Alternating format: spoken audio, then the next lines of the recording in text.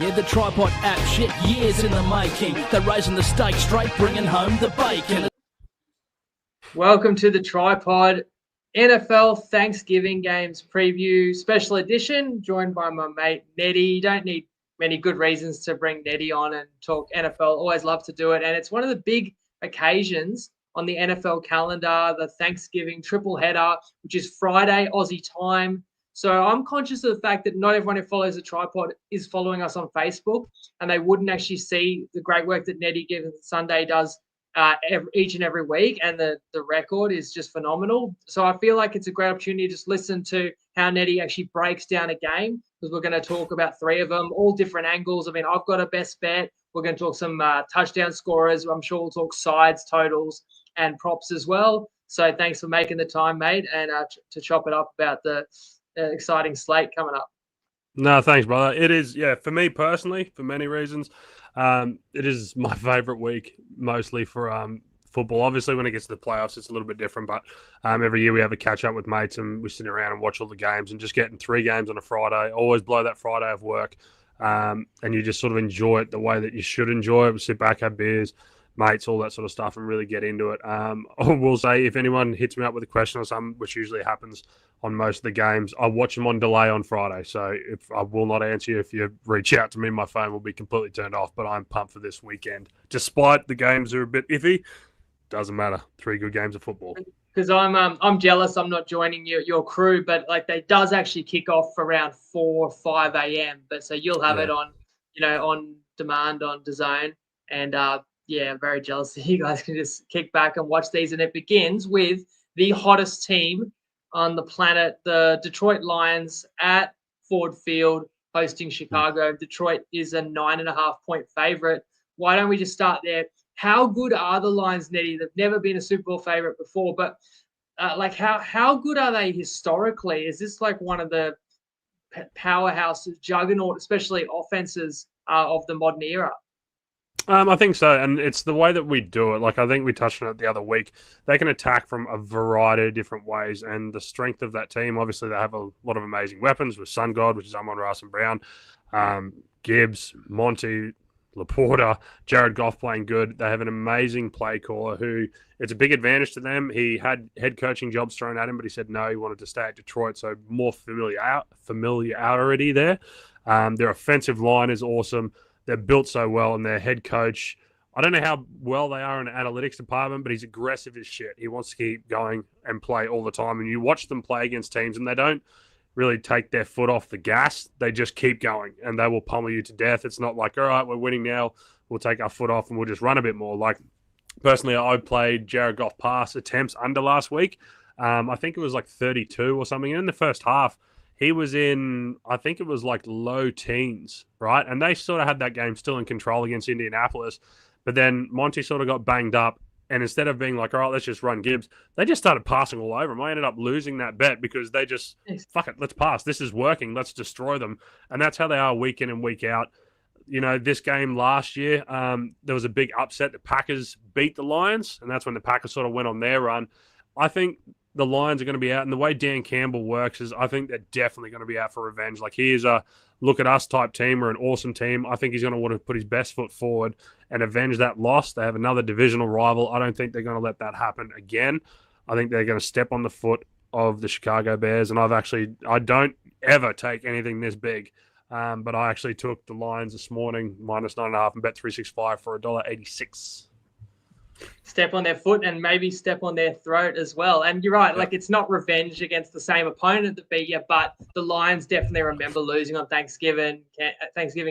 Campbell spoke about that. This team wins basically every week, so you want to find motivation, but considering it's a divisional opponent, they're at home, Campbell talks about they want to enjoy the time off, and they're just not letting up when they're getting on top of teams. And you look at the Bears, they're a hard team to back. I feel like they've got a fair bit of ability. The defense is pretty good. The offense has looked a lot better in the last 2 weeks since they fired the OC. But in the last 2 weeks, even though the Bears have played reasonably well, they've had their heart ripped out in divisional games. You go to the Packers game, they had one, the kick is blocked. The Vikings game, you get 11 points in 1 minute to get to OT, but you lose it in OT. So can you get up again and face the toughest of them all in the NFC North? That's the challenge. Speaking of offensive coordinator for the Bears, you mentioned on the other side, Ben Johnson is so good at it. There's a reason why he stayed in Detroit. He knew how special that situation was, and that he'd have his pick of the litter when the time was right.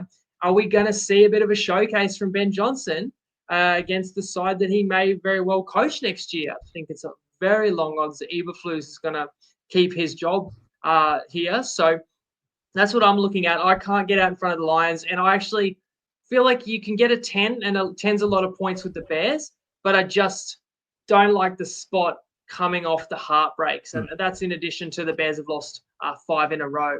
Do you have any other bets on this game other than laying the 9.5? No other bets, but a couple of other things at this stage, no other bets, because there's still not that many markets, but something I'll be looking pretty heavily on, and I know I've spoken to you about this a lot, is Jameson Williams. Like, he is a big play threat for the Lions, and he's the number 2 wide receiver, right? And at the moment, the last couple of times that Chicago have played Detroit, they have a really good cornerback in Jalen Johnson. He matches up very well against Amon-Ra. I think he's had under 100 yards in 2 games combined against the Bears last year. So he does well covering him up. But number 2 receivers go off against the Bears. We saw it even last week. Like, Justin Jefferson was just about shut down, but Jordan Addison went 8 catches, 162 yards. Week before, Christian Watson, 4 catches, 150 yards. Monster games for these wide receiver 2s. So we could be looking possibly at the Jameson Williams. You look around the 40-odd yards. He's not a stable guy. Like, he's not going to get 6 or 7 catches and crawl up there. Like, he's going to get 3 or 4, and they're going to be monster ones. So I wouldn't really bother too much around his longest reception or even like the 40, 50 yards. I'd be looking for something a lot more, 70, 80, 90, shit, even take it to 100 just for a little bit of fun. That would be my fun bet of this game. Jameson Williams, they'd love to showcase the Lions, and you'll see they'll just pepper, they'll run, and then all of a sudden he'll come out. He's one of the fastest wide receivers in the league. And we saw that when I picked him for first touchdown scorer in the playoff game against San Francisco, and I think that was an end around or something, and he took it 40 yards to the crib. So I think that's great advice from you there. His over-under might be 40.5.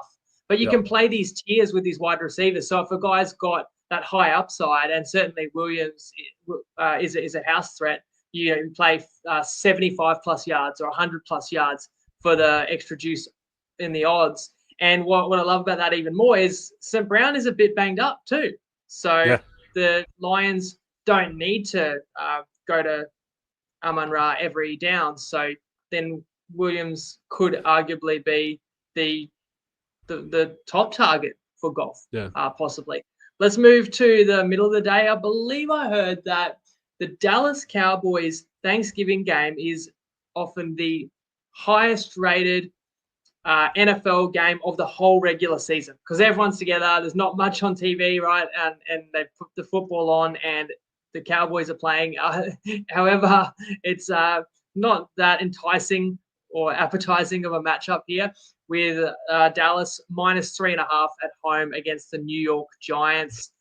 You know what's funny, though? A couple of weeks ago, you and I spoke about the Cowboys, and people were starting to come to terms with the Cowboys might get the number 1 pick or a top 3 pick. They could draft like Shedeur Sanders. They could hire Prime as the coach there. And now it's like you get that win last week. I was thinking, Neddy, like, your exacta for the NFC. I thought about it too. beating Washington could, like, Washington's on a little skid. Dallas has a favorable schedule. It's not just one win. It was a crazy win if people didn't see the Dallas-Washington game, which had 24 points in the final 3 minutes. Some of the craziest, like we spoke about the crazy ending in the Washington Bears game.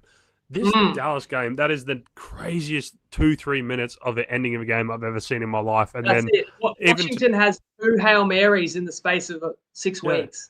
And then even on top of that, they go to do the onside kick, all Dallas has to do is catch the onside kick and lay down, the game's over. But the guy catches the ball, runs it, and returns it for a kick, and then gives Washington a chance to possibly tie the game again. Or he could have been stripped with the ball as he was running. You're right. So that was 100%. madness. Cowboys get the win. The Cowboys probably still 3 wins behind the Commanders at least, but a favorable schedule coming up, which includes this game where the Cowboys are a 3.5-point favorite, as I said. So now you go from, they should have a top 3 pick to like, it's still a tiny % chance of making the playoffs. So I think that the motivation's clear for Dallas. And I look at the Giants and you wonder, are they completely in the tank? They relegated or demoted Daniel Jones, but then followed that up by releasing him completely. Tommy DeVito is the starter again this week. Funnily enough, these sides met Thanksgiving last year. Tommy DeVito was starting for the Giants, and Dallas won 49-17. People don't remember. What's the mindset for the Giants? Could this be the one game they get up for because it's the rival and of the occasion? So you might want to be wary at a 2-9 team. It's always hard, and like I know they won last year, but it's always hard to get behind Dallas on Thanksgiving because, as you said, they're an extremely public team and they don't cover all that often, and they usually fall in their face on Thanksgiving.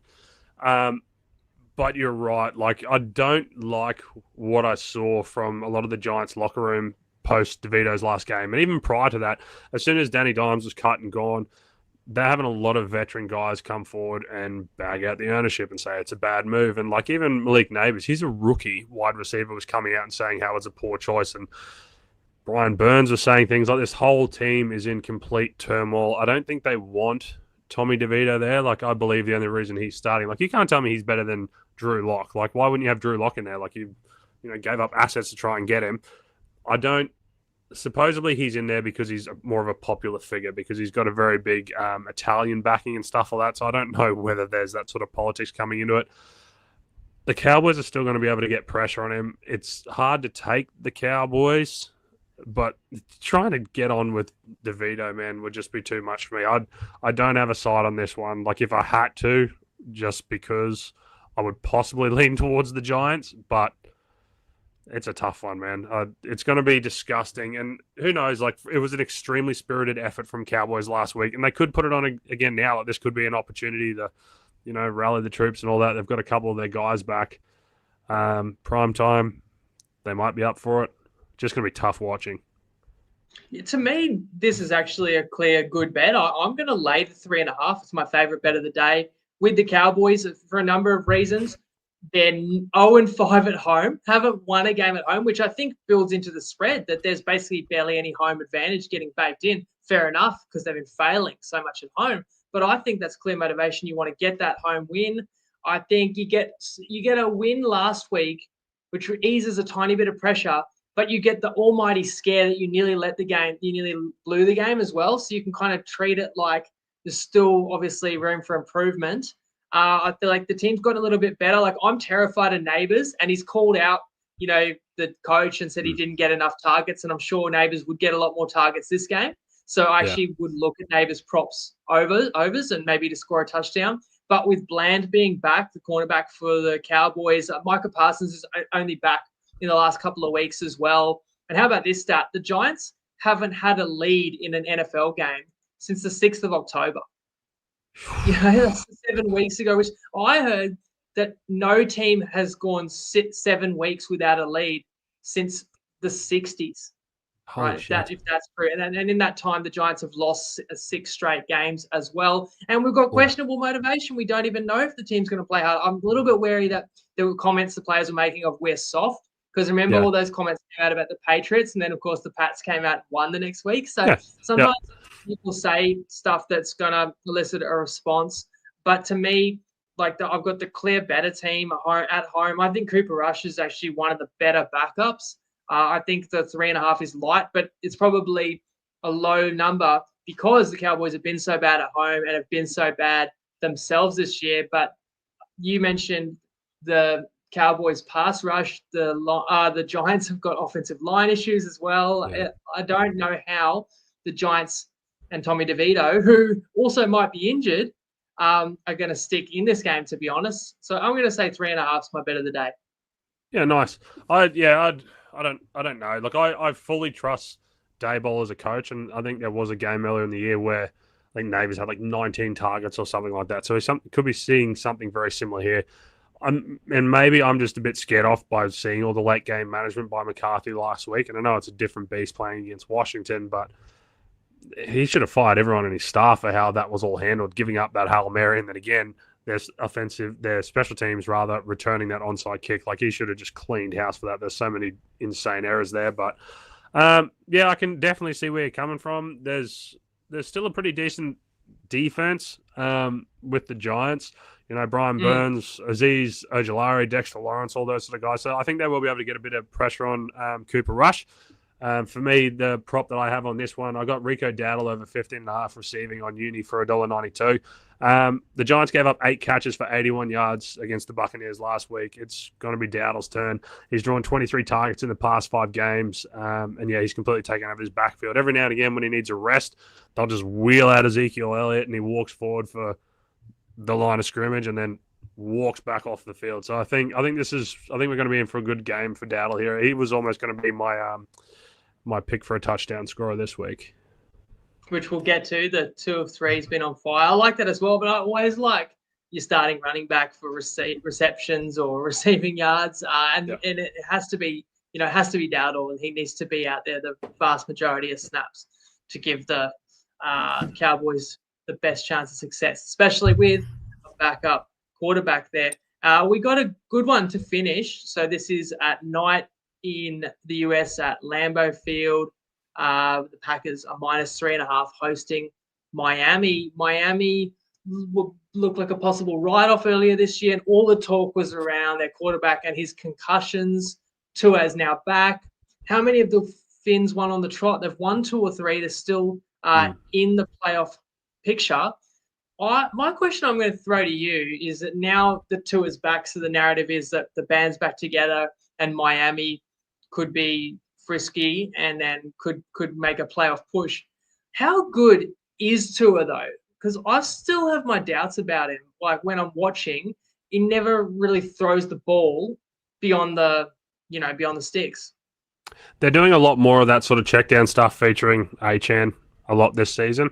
There are a lot of things that he does. Like I believe his time to throw between snap and when he gets it out is one of the quickest in the league. But they also play one of the highest rates of post-snap motion and play action. So if you're thinking about, faking handing off to a running back and then turning around and getting the ball out quick, like that's extremely quick movements that not a lot of people can do. And he has been injured a lot of times by getting his head smacked and whatnot. And I know backups aren't exactly meant to be the same, but you see that offense sputter a lot. Like I don't think he has, I know he doesn't have any of like the elite traits of what some of the other ones would do. Remember, there was a lot of that Tua and Herbert conversation for a while, and that's extremely obvious who the better quarterback is there. But I don't think he's extremely special, and the offense definitely isn't what it has been years past. Like even since he's been back, like it's only average middling, a little bit better. The best unit here is the Green Bay Packers offense, and that's sort of going, I think, a bit unnoticed. There is a lot, obviously, about Tua not playing well in the cold. He's winless in his career in games under 40 degrees, and I think this one's meant to be 20 or below. 0-4 straight up, 1-3 ATS, and Miami have scored just 3 and 7 points in 2 of those games where it's been that cold. Like it's a Florida team, man. They're just not built for this sort of stuff. The frozen tundra. I would like to, I know this is a long-winded answer for someone who just asked is Tua any good, but I would like to be able to get behind the Dolphins here on this with the 3.5 because they've been talking it up and saying it's going to be great to put this narrative down and whatever else. They can say all that, but I'm having flashbacks to the Chiefs game in the playoffs where they were doing nothing. I think there will be a bit more offense in this. I think they're going to try really hard for it, but it was around this time last year, when the Packers upset the Lions, where they really got things going. And if Jordan Love sorts out these interceptions, man, I think there is a very good chance the Packers could go on a strong end-of-season run here and be a real threat. And just in case anyone was confused, under 40 degrees, they don't play well in Miami. That's, of course, Fahrenheit. So I just checked. Yeah, that's like 5 degrees Celsius, and it's going to be closer to 0 for this game. And that's a narrative, but the Dolphins are very well aware of it because they keep getting asked and they want to prove themselves. And prove their toughness to be able to Yep. win, this environment in Wisconsin on a November night. But the Packers have a strong home advantage, and I really see them as a smoky. Everyone's talking about the Lions and the Eagles, understandably, in the NFC, and we've actually got futures on both those sides. But the Packers, the type of team, in my eyes, that could upset one of the big boys in the playoffs. I think they've got that sort of ability. The thing is, the Packers aren't really that under the radar at this point. They curb stomped San Francisco a week ago. So I don't know if you're getting great line value if you play the Packers, but they'd be the only way I could look. If I didn't say, I think I did, but the line is also 3.5 for this game. So all the favorites are at home. And after the Lions are a massive favorite, the next two games are, 3.5. So it's very conceivable that it should be a close game.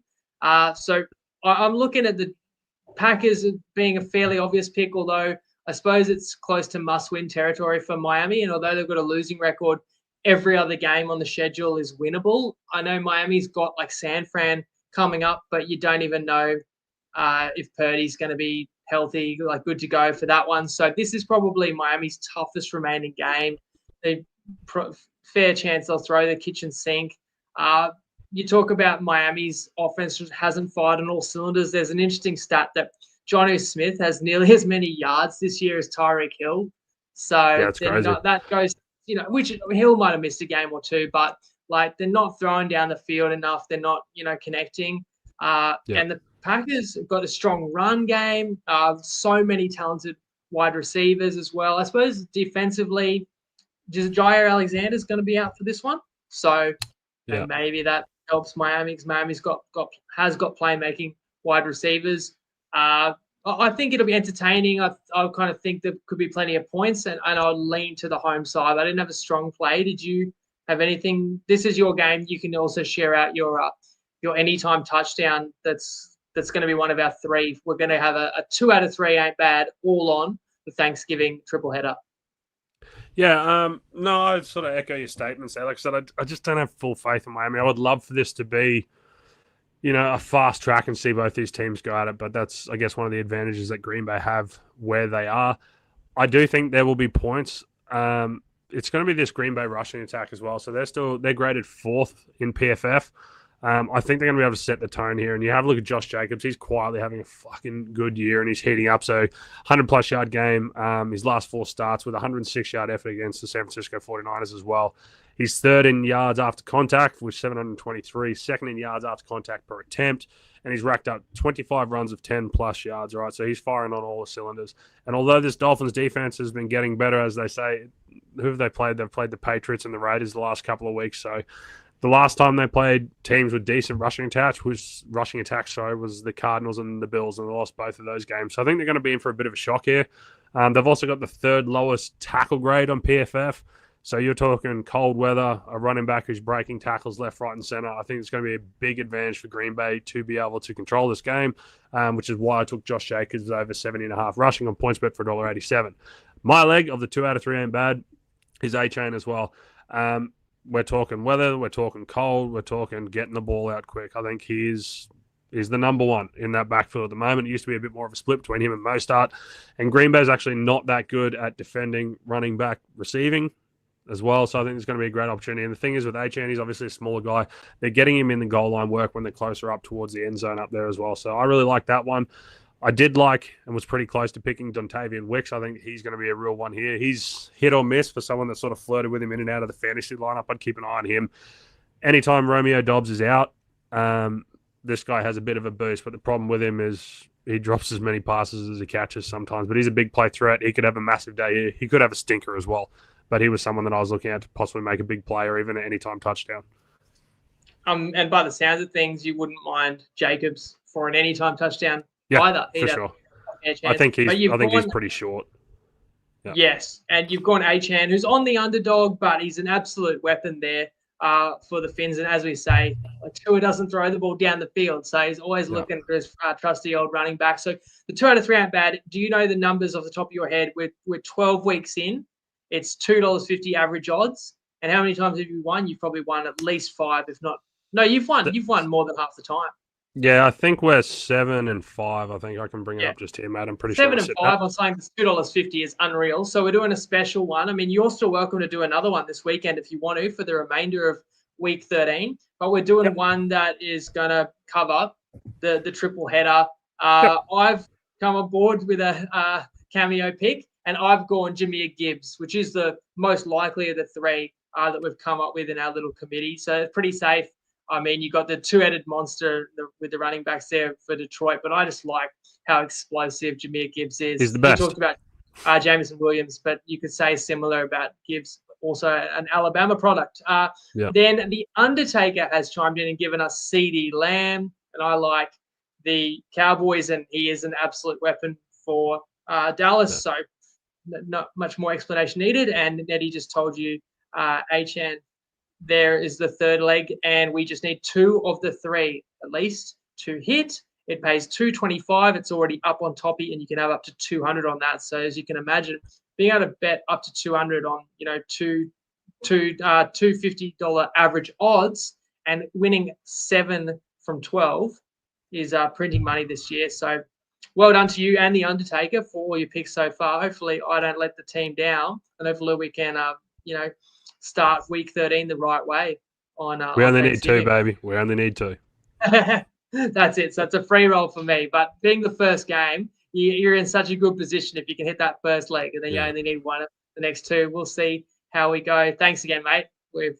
I told you 20 minutes, close to 30, but that's always the way it is, isn't it? So enjoy the day, mate. And guys, follow Neddy Given Sunday on Facebook, and also in the Facebook group is where Neddy shares like a lot of his picks and shares that many picks. You'd have 350 bets this year, through 12 weeks. I have, it is 249 to 172. So even more. That's 400 picks. Yeah. But still, with the winning percentage, what, 57, 58%? Nah, 59. 59. I don't want to sell you short. So there you go. So high volume that Neddy gives out. He's going to have angles, on nearly every game, whether you want to play them all or play a selection or build them into your own same gamers. You're crazy if you're just not having a look at what Neddy is liking. And I will say, if I can jump in here, it usually after Thanksgiving from there on in, I will tighten things up a little bit more, and there won't be as many bets, but that's usually when we get our most profitable. Like I remember even the last couple of years, it might have even been a bit of a dud till it gets around that week 12, and then we just tend to, I don't touch wood, but usually we go on a pretty good run leading into the finals. So fingers crossed we keep doing the same here, because I really, really want to finish in the 60% range. That's the goal for me this year. That would be ridiculous, mate, especially with that volume of tips. But I've got faith in you. Thanks to everyone that tuned in or has caught this at any stage afterwards on YouTube, Instagram, Facebook, or your favorite pod player, guys. I'm coming up with shows here and there in the off-season. I hope everyone's having a good league off-season. I feel like the season never really sleeps because there's always news coming out. But, next thing on my radar, because I love my American sports, and I've been dabbling in my NBA punting as well. The NBA in-season tournament's underway, but the knockout stages will be coming up. So look out for a show perhaps in another week or so.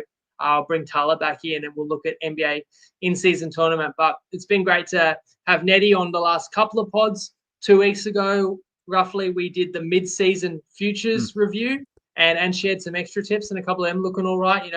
Josh Allen's into favorite for MVP now. And to have Neddy on again to actually hear the way that Neddy looks at these games individually, and hopefully we've shared some gems along the way.